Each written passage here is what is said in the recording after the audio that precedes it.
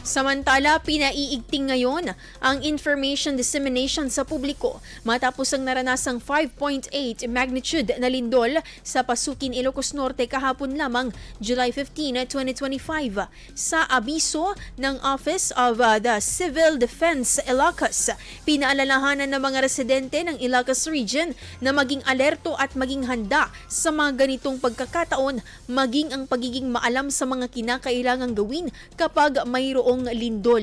Napaulat din ang pagsugod sa ilang mga estudyante sa ospital mula sa Ilocos Norte National High School sa Lawag City, Ilocos Norte matapos mahilo ang mga ito sa pagtama ng nasabing kalamidad.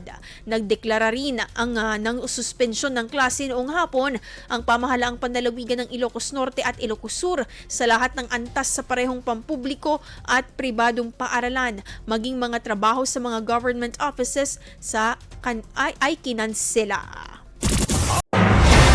IFM News. IFM News. IFM News.